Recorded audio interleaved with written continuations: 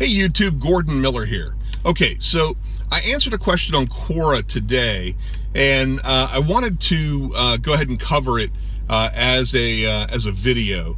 I thought it might make a nice video. The question was, do I have some advice to give to people in their early 20s, and what would it be? And so what I did was I started when I was 20, which was 1984, and for me, in 1984, the Macintosh had just come out, and I bought one of the first Macintoshes that there was, and I became an expert in that.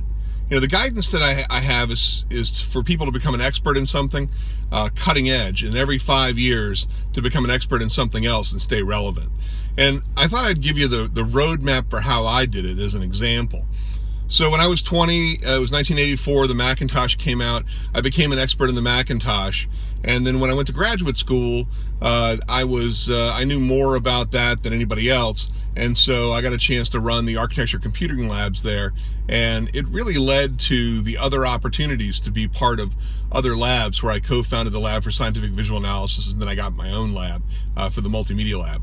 So that initial thing in 1984, when I was 20, I spent every dime I had to buy a computer. It's like $3,500, I think, back then, and it was great. I had the ThunderScan scanning head adapter for the ImageWriter printer and all the other stuff, and it really was amazing. I mean, it was a great opportunity to learn a new technology.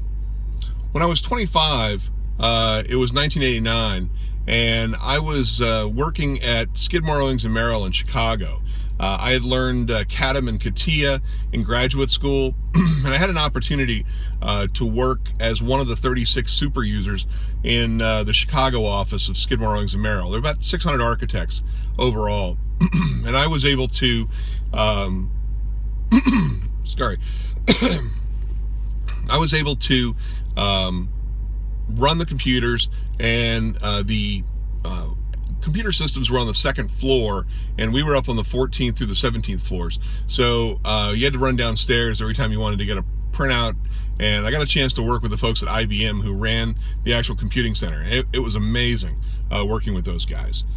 When I was 30, it was 1994, and I became an expert in interactive multimedia and digital video. I won a New Media Magazine and Vision Award. I won a silver medal in multimedia applications and educational applications, and I came in second to Yale Medical School, which had an amazing cardiac surgical solution. It was something else. But I actually beat out the folks at MIT, and it was a great opportunity. It really was. And so about that time, I was able to launch the company. And I launched the company in 1994 or 1993, and so because we won the award, it really started to promote the company, and I had guys flying in to the airport just opposite our offices and paying me $10,000 a week to put stuff together for them, and it was great. I mean, it really kind of got things started off. We got equipment grants from Radius and Apple and New Video, and that's about the time I was on the Adobe Premiere 3.0 commercial release box because of all my digital video editing capabilities and the awards we won for digital video. When I was 35, that was 1999, and I had become an expert in the prior three items. I had become an expert on the Macintosh. I had become an expert on enterprise CAD and infrastructure type stuff for computers, and I had won awards in interactive multimedia. And so when I was 35 in 1999, we won 3 contracts total. We won 1 contract in 98 and the other 2 in 99. We were the only company in the country that was on all 3 contracts. We were on the Army Training Information Architecture, ATIA. We were on the Distributed Learning 21, DL21 contract that made courseware. And we were on the Classroom 21 contract that gave everybody the opportunity to build the 28 classrooms for all the proponent schools throughout the Army. And because I had had classroom experience, I had dealt with the infrastructure issues at Skidmore, Owings & Merrill, and I had developed courseware and won awards with it, we were able to qualify as the only company that could do it all. And that's really where, you look at the fact that I was 35, but my success at 35 was entirely based on decisions that I made in 1999, and I'm sorry, when I was 20 in 1984. So that's what you don't see right now. You don't see how important every decision is as to what happens in the future. So I'm referring to my answer here to make sure I hit everything. When I was 40, it was 2004, and I had become an expert in large-scale enterprise systems. The 1999 opportunity had given me an opportunity to work with other departments, such as the Department of Homeland Security, the Department of State, and we worked with the Site Profiler survey tools for the Department of Homeland Security and the State Messaging Archive Retrieval Toolset, the SMART system for the State Department. And I got a chance to build and design various other systems, and so that was really started to accelerate our large contract business opportunities. Sorry, hang on me. There you go. When I was 45, it was 2009. And I had become an expert from 2007 to 2009 in mobile solutions. And we had started to deploy various mobile technologies. And we got asked to be on the Medicare Waste, Fraud, and Abuse Task Force. And our app was used by the 4,800 investigators to investigate the 60,000 cases of potential fraud. And our system had helped determine in the first month that it was being used that about $50 million in fraud, which was more than the entire contract was for the entire 5-year contract period. So our apps started to pay for themselves in these large-scale development opportunities, and it was really kind of a new frontier for us, not just commercial apps, but apps that had a very targeted and specific focus for clients in corporate, educational, government, and military applications. We did healthcare tracking tools in the early days, and we built all kinds of different mobile solutions for public safety and law enforcement and things like that. Worked out really well. I mean, it was a great opportunity. So when I turned 50, it was 2014, and I really started, based on the success of all the work that I had done up until then, 30 years from the time I was 20 until I turned 50, really is when I started building companies. I had built several companies up until that point, but in 2014 I launched 2 companies. In 2016 I launched 2 more, and since joining Quora in December of 2016 and really kind of not giving it a whole lot of attention until January of 2017, we now have 10 deals off of Quora that are scheduled to go live here in the next year, and we have 10 more that are on deck. So a total of 20 companies in literally 2 years. So where before we did about 2 companies and skipped a year to let those companies start making revenue, now we're talking about launching as many as 20 companies in the next 2 years.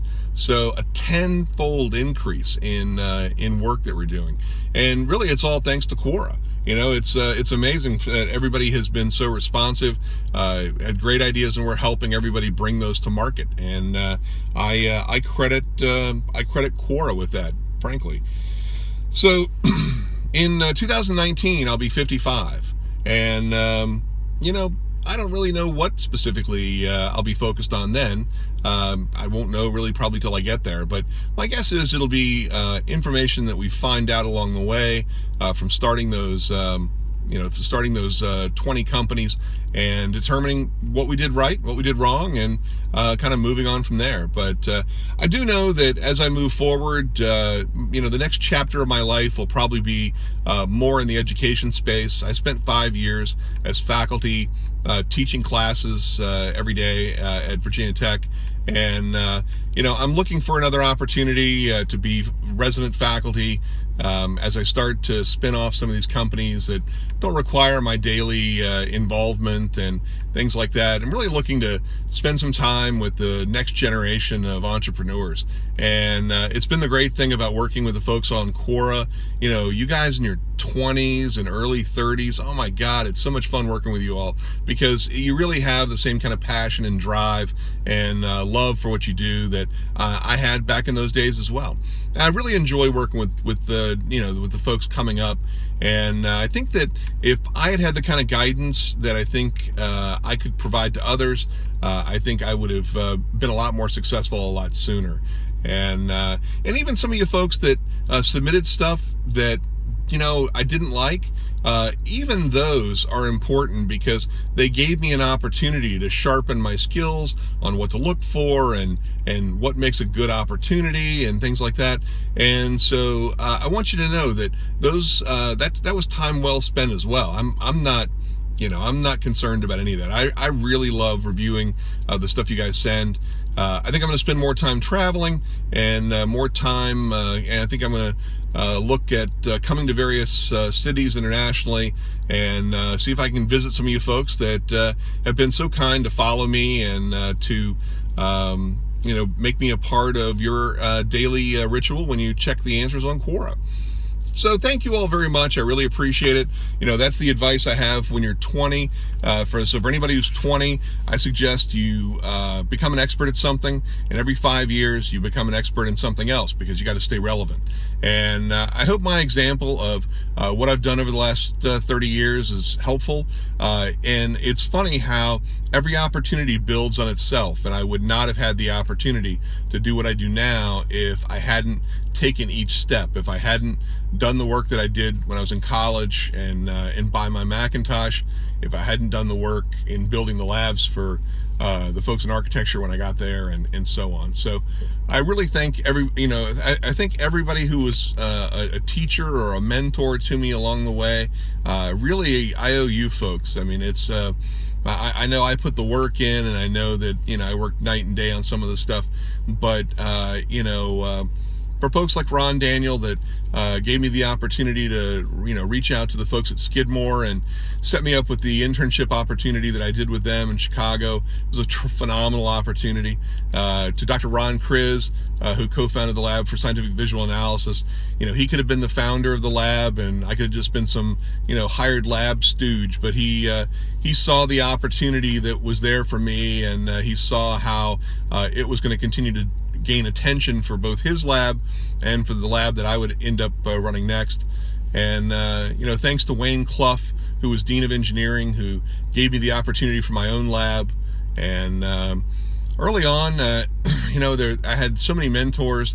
After starting G3, it's really kind of tough to pin one down. About the only one that I really want to point out is Carl Albero, former chairman of AMSEC. And all the folks at SAIC in Northrop Grumman. Couldn't have done it without you guys. You guys have been phenomenal. G3 is going to move away from most of its government contracting stuff and turn that stuff over to most of our other companies like MediaTek and things like that. But it's been great working with you guys. I love it, and but we're going to focus on building these other businesses and build the kind of momentum and the kind of opportunity that really helps other entrepreneurs bring stuff to market. So, anyway, I just want to say thanks to everybody. Thanks to everybody on Quora. Please subscribe to the channel.